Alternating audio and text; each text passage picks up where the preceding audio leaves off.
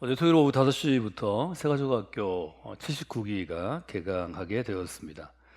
새가족들이 함께 모이고 또 새가족이 함께하는 시간이라서 저는 어제 장로님들과 저녁 미팅이 있어서 식사를 하고 새가족들과 인사를 좀 나누기 위해서 바쁘게 왔는데, 들어갈 때는 저희들이 맑은 날이었는데 저녁에 나올 때는 비가 내리고 또 우산을 들어야 되는 그런 날씨를 보게 되었습니다. 우리가 살다 보면 인생에도 그런 날이 있죠. 집을 나설 때에는 맑은 하늘이 있고 또 비 예보가 없었는데 갑자기 하늘이 어두워지고 또 비가 몰아치는 때가 있습니다. 여러분이 잘 아는 성서에서 구약의 주인공과 같은 잘 알려진 인물 다윗 왕에게도 인생에 그런 때가 사실 여러 번 있었습니다.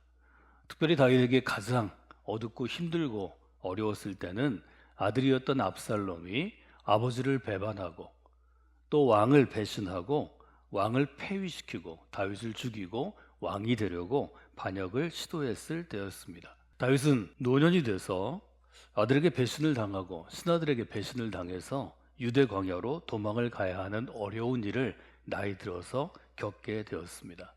아마 다윗은 그렇게 생각했을 것입니다. 이제 내 인생은 여기서 끝이 나는구나. 내 인생이 여기가 이제 마지막이구나. 내가 막다른 길에 도달했구나. 그때 우리 느끼는 마음 가운데 감정은 어떤 건가요? 낙심이죠. 마음을 잃게 되죠. 좌절하게 되죠. 또 화와 분노도 나게 되죠. 어떻게 아들이 그럴 수 있는가? 어떻게 내가 나의 오른팔처럼 생각했던 충성스러운 신하 그 장군이 나를 배반할 수 있는가? 여러 사람의 얼굴이 떠오르고 그들과 함께했던 기억이 다윗을 고통스럽게 했습니다. 우리는 이런 순간을 벼랑 끝에 서 있다, 이런 표현을 우리 한국 사회에서는 우리 전통 가운데 씁니다. 벼랑 끝에 서 있는 느낌, 절벽 위에 서 있는 것 같은 느낌을 다윗이 맞이했습니다. 지금 오늘 우리가 함께 읽은 시편 62편, 또 앞에 있는 61편이 바로 다윗이 압살롬에게 배반을 당하고 반역자들에게 쫓겨서 유다 광야에서 숨어 있을 때 혹은 도망칠 때 있었던 일을 우리에게 알려줍니다. 다윗은 이렇게 자기의 상황을 표현합니다. 넘어지는 담과 흔들리는 울타리 같이 사람을 죽이려고 너희가 일제히 공격하기를 언제까지 하려 하느냐. 자기의 처한 상황을 두 개의 이미지로 표현하는데요. 하나는 넘어지는 담입니다. 담은 똑바로 세워져 있어야 되죠. 그래서 담을 세울 때 저울과 추를 가지고 목줄을 당길 때 목수들이 반듯하게 90도로 세우려고 합니다. 여러분들이 사진에서 보는 것처럼 담이 무너질 때가 있습니다. 기초를 잘 세우고 좋은 재료로 세우면 모르겠지만, 지금 보시는 것은 우리가 60년대, 70년대 흔히 쓰던 블럭담, 시멘트 블럭담인데요. 곳곳에 가보시면 오래된 저축들은 되게 담이 저렇게 시간 지나면 무너지게 됩니다.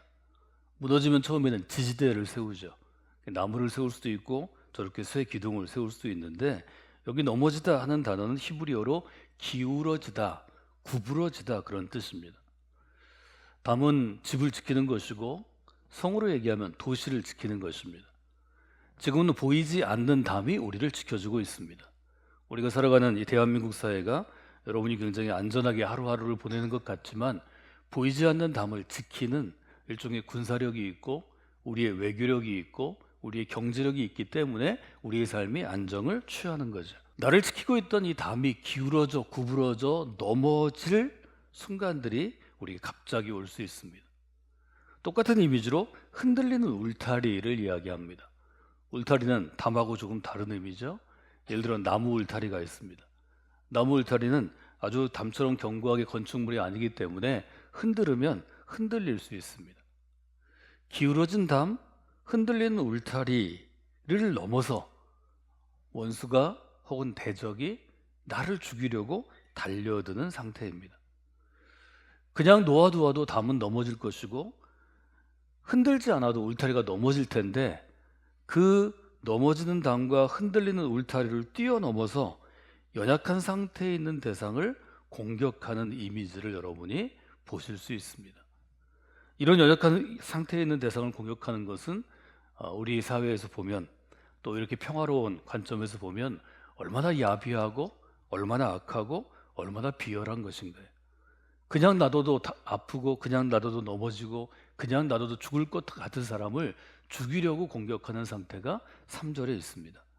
3절에 보면 넘어지는 담과 흔들리는 울타리 같이 사람을 죽이려고 너희가 일제히 공격하기를 언제까지 하려느냐. 이것이 다윗의 심정이었던 것 같습니다. 그냥 놓아도 내가 죽을 것 같은데, 나를 공격하지 않아도 내가 이제 죽게 되었는데 굳이 나를 찾아서 죽이려고 공격하는 원수들의 모습을 두 가지로 얘기합니다. 하나는 공격하고 있다라는 단어이고 또 하나는 죽이려고 한다라는 단어입니다. 세상에 여러분들이 악한 사람들로부터 공격을 당하게 되면, 혹은 이런 사람들로부터 어떤 무슨 문제가 있어서 이런 사람들과 관계를 갖게 되면 뭐 이럴 때가 있을 수 있습니다. 70인역을 비롯해서 여러 역본들은 사실 이게 수동형으로 쓰여진 히브리어인데 너희들은 나를 죽이려고 하느냐, 이런 의미로 번역을 했습니다. 여기 죽이다라고 쓰여 있는 단어는 구약 성서에서 정당한 살인이 아니고 불법적인 살인을 의미합니다. 그래서 시편 62편을 읽는 독자들에게 시인은 지금 시인을 공격하는 자들이 잔인한 사람들이고 악한 사람들이고 불법적으로 지금 나를 공격한다 하는 이야기를 하고 있습니다. 여러분, 이런 상황 가운데 인생이 처하지 않으면 좋겠지만, 여러분 직장 생활을 하다가 또 사회생활을 하다가 혹은 교회에서 신앙생활을 하다가 이런 상황 가운데 놓일 수 있다는 점을 인정하시고 알아야 합니다. 이것을 인정하지 못하고 알지 못하면 부정하게 돼 있어서 이런 상황이 있을 때 크게 상황보다 더 여러분이 상할 수도 있고 또 여러분의 인생에 문제를 가져올 수 있습니다. 시편 62편을 읽으면서 이 시를 읽는 일종의 독자의 관점에서 우리는 무엇을 배울 수 있는가 하는 점을 오늘 여러분들이 생각해 보시면 좋겠습니다. 지금 다윗이 걸어가고 있는 길은 인생의 위기입니다. 지난주에 관점으로 보면 인생이 마치 사막을 걸어가는 것과 같은 그러한 때입니다. 또 낮과 밤으로 따지면 어두운 밤을 지날 때입니다. 우리가 어두운 밤을 지날 때, 시편에 있는 것처럼 우리가 어두운 골짜기를 지나갈 때, 메마른 사막과 광야를 지나갈 때, 그러면 믿음은 어떤 의미를 갖는가? 우리는 믿는 사람들이고 우리는 그리스도인들인데 이 믿음은 어떻게 작동하는가? 이 믿음은 어떻게 일하는가? 이 믿음은 우리 인생에 어떤 역할을 하는가라는 질문을 우리가 던져볼 수 있겠습니다. 그래서 저는 이 질문을 이렇게 정리해 봤습니다. 인생의 어두운 시기에 믿음은 어떤 의미를 갖는가? 어떤 의미를 갖는지를 우리가 잘 배우고 우리가 또 잘 알아야 우리가 이런 믿음의 어두운 순간을 지나갈 때, 이 어두운 밤이 올 때 우리가 그 상황들을 이길 수 있는 지혜와 믿음과 능력을 갖추게 될 것입니다. 아들마저 왕위에 눈이 멀어서 아버지를 죽이려고 달려들 때 다윗이 이 어려움을 호소할 수 있는 곳이 없었습니다. 누가 이해해 주겠어요? 그러니까 아들한테 잘했어야지. 아들한테 왕위를 미리 물려줬어야지. 아들한테 왕위를 약속했어야지. 신하들한테 잘해야지. 다윗이 누구에게도 이 어려움을 호소할 수 없는 왕으로서의 외로움, 탑 리더로서의 외로움을 갖고 있었을 것입니다. 누구에게 이 억울함과 이 분노와 이 낙심을 털어놓을 수 있을까? 5절에 보면 시인은 시인에게 이렇게 명령합니다.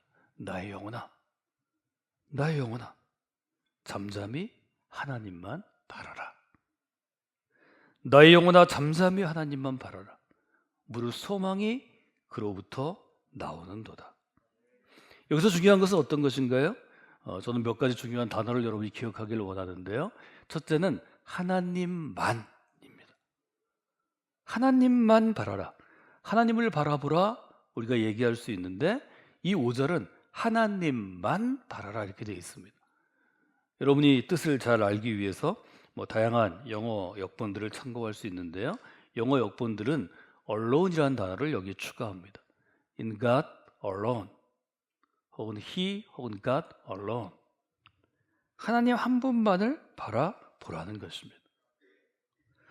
이것은 우리의 믿음에 있어서 믿음이 어떤 것인가를 알려주는 좋은 실마리가 됩니다.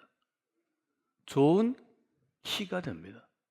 믿음이란 하나님만 믿는 것입니다. 우리가 이것을 놓칠 때가 너무 많이 있습니다.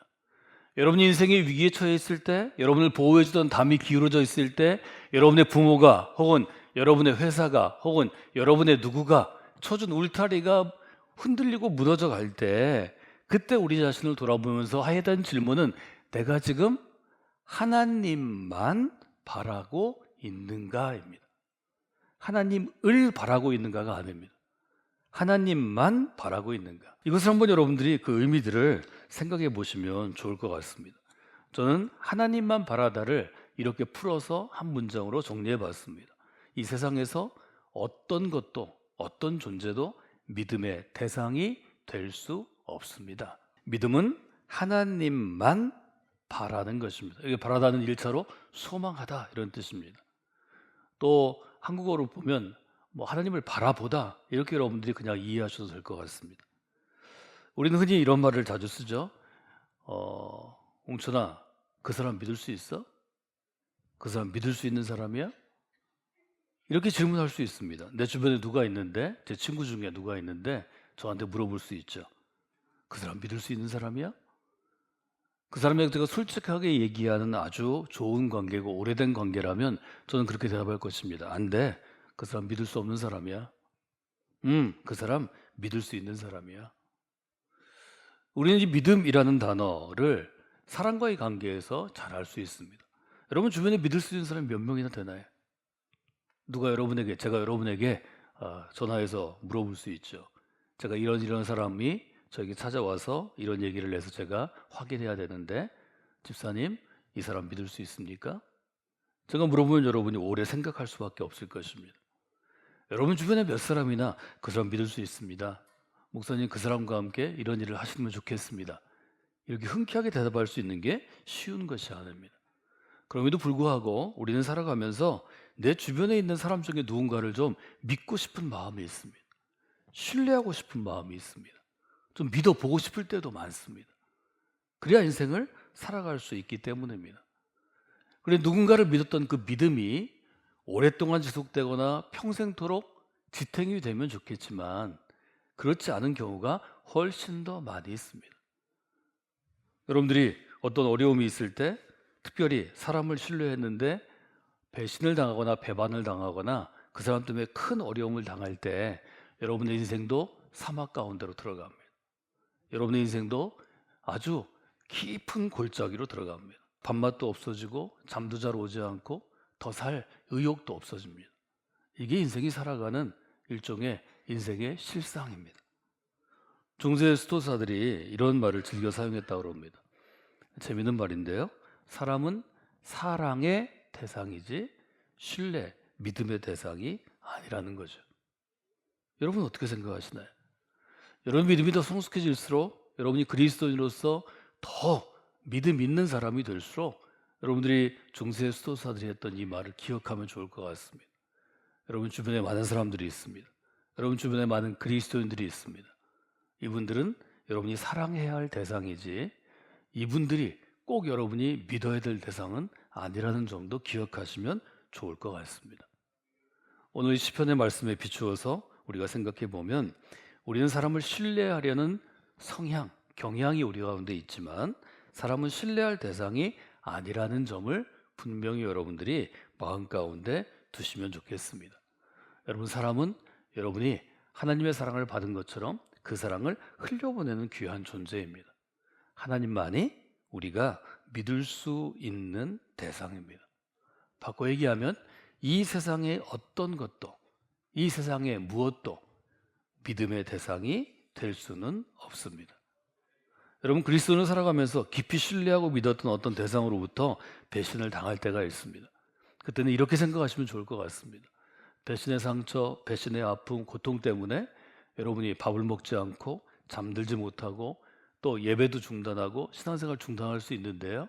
충분히 이해가 가지만 한면으로는 여러분이 믿음으로 반드시 이렇게 질문하시면 좋겠습니다. 내가 깊이 신뢰했던 이 사람으로부터 이 상처를 입었는데 하나님은 지금 내게 어떤 말씀을 하시고 계신가? 뭘 좀 내가 배우시기를 원하나? 내가 뭐 어떤 교훈을 좀 얻기를 원하나? 여러분 어떤 사람을 믿었는데 예를 들어 친구를 예를 들면요. 그 사람이 여러분의 믿음을 배신할 수 있습니다.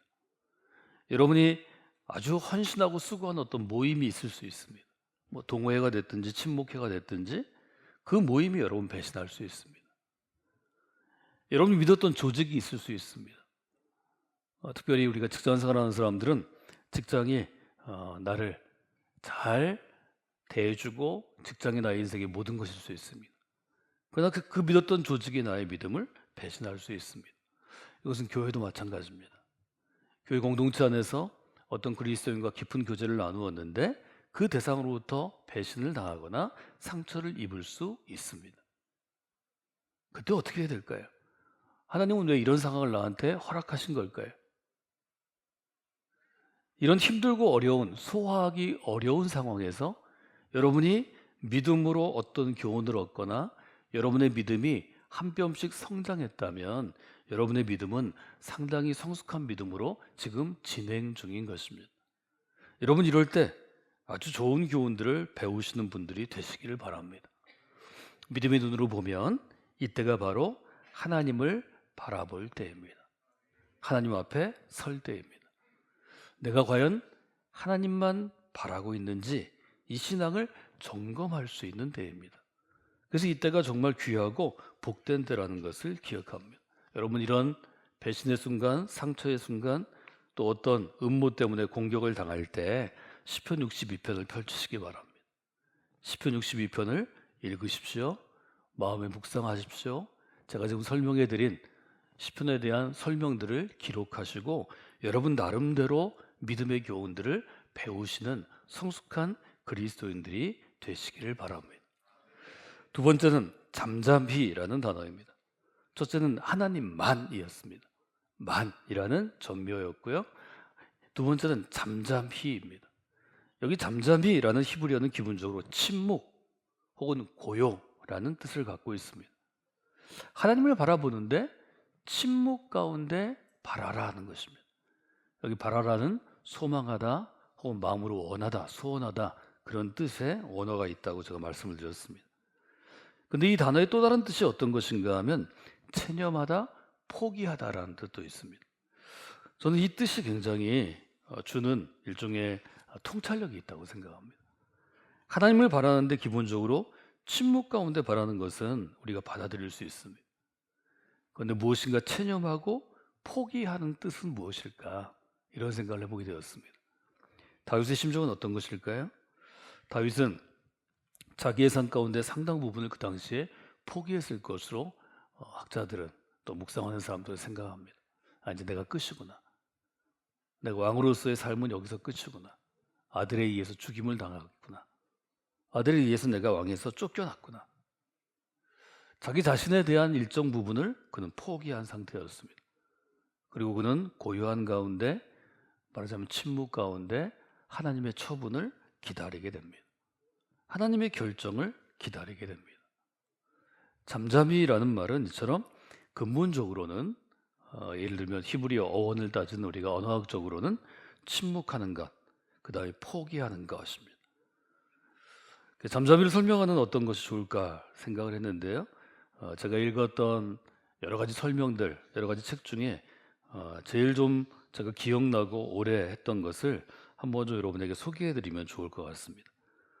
잠잠히라는 것은 성경을 제가 정의해드리면 담이 무너지고 울타리가 흔들려도 흔들림이 없이 고요한 가운데 하나님을 바라는 믿음이라고 아주 저희가 교과서적으로 정의할 수 있습니다. 제가 설명을 들은 것 중에 혹은 설교나 아니면 다른 책을 통해서 얻은 것 중에 제일 저한테 설득력이 있고 기억에 남는 이야기는 이동훈 목사님이 시편 62편을 묵상하는 중에 이런 질문이 마음에 들었다고 합니다. 내 삶 가운데 담이 무너지고 울타리가 흔들리는데 내가 과연 잠잠히 그 시간을 보내는 것, 잠잠히 살아가는 삶이 가능할까라는 의문을 가지고 이분이 이 성경 구절을 붙잡고 씨름했다고 합니다. 그런데 그 씨름하는 과정 가운데 책에서 어떤 아들과 아버지의 이야기를 읽게 되었습니다. 제가 그 이야기를 조금 각색해서 여러분에게 소개해 드리려고 합니다. 아들이 신뢰하는 아버지가, 존경하는 아버지가 그만 평생을 일구어온 사업 가운데 실패하게 되었습니다.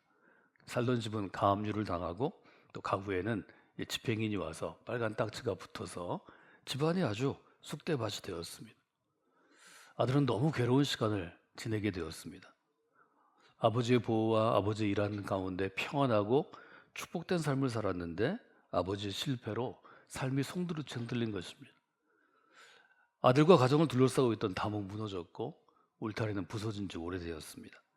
어느 날 밤 겨우 잠이 들었다가 화장실에 가려고 나갔는데 아버지 방에 불이 켜 있는 것을 보게 되었습니다. 아들이 걱정이 되었습니다. 아버지가 너무 괴로워서 밤을 지새고 있구나.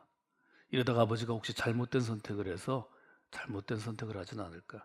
이런 걱정으로 방문을 살짝 열어보았는데 놀랍게도 아버지가 이전에 평온하고 좋았던 시절처럼 단정한 모습으로 자기 책상에 앉으셔서 매일 읽던 책을 읽고 있는 것을 보게 되었습니다.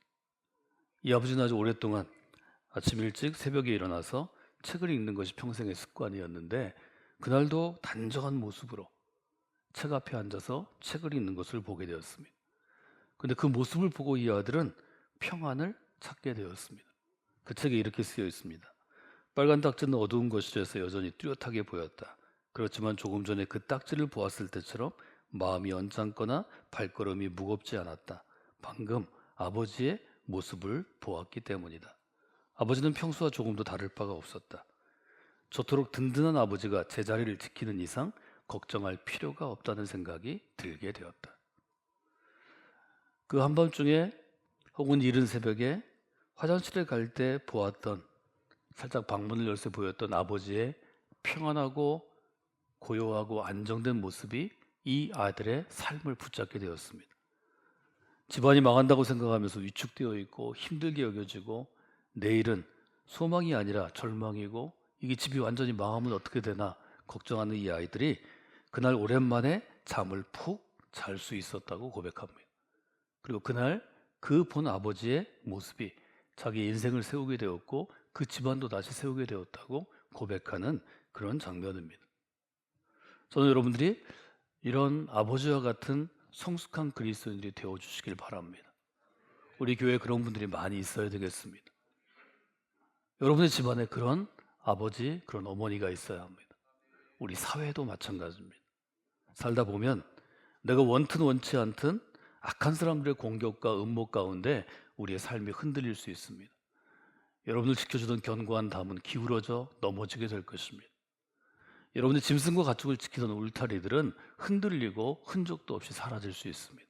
아무도 여러분을 보호할 수 없을 것입니다. 그럼에도 불구하고 잠잠히 고요하고 단정하고 침묵 가운데 이전에 하던 대로 하나님 앞에 서는 모습이 여러분에게 있어야 합니다. 그 모습이, 그 자세가, 그 시간이 여러분을 지킬 것입니다. 여러분의 자녀들이, 여러분보다 어린 그리스도인들이, 여러분보다 어린 젊은 혹은 어린 그리스도인들이 그 모습을 보게 될 것입니다. 그 모습을 보고 마음에 느꼈던 하나님의 살아계심이 그의 인생을 구원하게 될 것입니다. 여러분, 믿음은 구원입니다. 담이 무너지고 울타리가 흔들려도 잠잠히 살아가는 사람이, 잠잠히 살아가는 그리스도인이 이 땅에 있습니다. 여러분이 이런 일을 당했을 때 여러분의 아들과 여러분의 딸이, 여러분의 아내가 혹은 여러분의 남편이 여러분을 걱정하면서 돌아볼 때 여러분이 잠잠히 하나님을 바라는 그 모습을 통해서 그들이 다시금 소망을 품게 될 것입니다. 구원을 받게 될 것입니다. 그래서 시인은 그렇게 고백합니다. 오직 그만이 나의 반석이 되십니다. 오직 그만이 나의 구원이 되십니다. 오직 그만이 나의 요새가 되십니다. 나는 흔들리지 아니할 것입니다. 이 고백이 여러분의 살아있는 고백이 되시기를 주님의 이름으로 축원해 드립니다.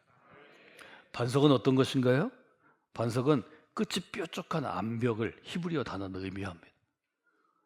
끝이 뾰족한 암벽 안에 있으면 아무리 강한 적이 공격을 해도 그 암벽을 올라올 수 없기 때문에 나를 지키는 요새가 됩니다. 여러분이 우리가 이스라엘의 성지 순례할 수 있는 길이 다시 열리면 저와 함께 갈 곳은 마사다라는 곳입니다. 마사다라는 곳에서 외적이 왔을 때 봉쇄해서 모든 이들이 죽음으로 지켰던 요새죠.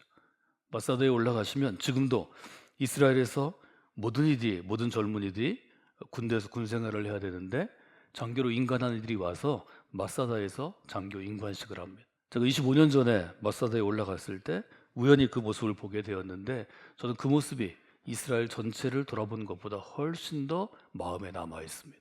20살, 21살, 22살 이스라엘에서 사는 젊은이뿐 아니라 미국에서 유럽의 각 나라에서 왔던 젊은이들이 이스라엘을 지키기 위해서 마사다의 이야기를 다시 자기 선배 장교로부터 들으며 내가 이 나라를 지키기 위해서 군인이 되겠다고 결단하는 그 순간은 우리나라에서 강제로 군대에 복무해야 되기 때문에 끌려가서 훈련소에서 우는 젊은 아이들과는 완전히 다릅니다. 저는 인생에서 제일 중요한 것은 살아있는 정신이라고 생각합니다.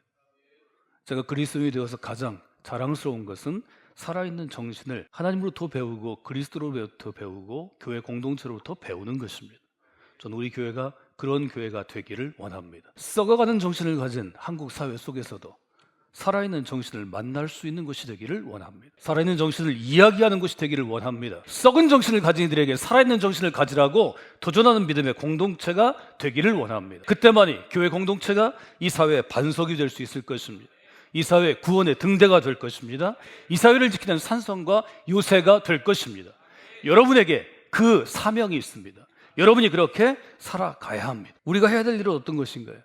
8절에 보면 아주 분명하게 시편 우리에게 도전합니다. 함께 읽어볼까요? 백성들아 시시로 그를 의지하고 그의 앞에 마음을 토하라. 하나님은 우리의 피난처시로다. 두 가지를 해야 합니다. 하나는 하나님을 의지하는 것입니다. 의지하라. 두 번째는 어떤 것인가요? 토하라입니다. 토해내라는 것입니다.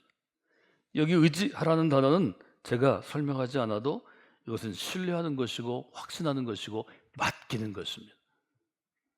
시편을 강의할 때 제가 의지하라는 나의 가장 귀한 것을 믿음으로 맡기는 것, 즉 여러분의 재화를 은행에 맡기는 것처럼 이것은 하나님께 내 인생을 맡기는 것입니다. 토하라는 단어는 참 중요한 단어입니다. 토하라는 단어는 어떤 단어인가 하면 엎지르다, 쏟아내다. 여러분이 병을 넘어뜨렸을 때 병에 담긴 어떤 물이 나온다고 보면 쏟아놓다는 것입니다. 이것은 다 끄집어내라는 것입니다.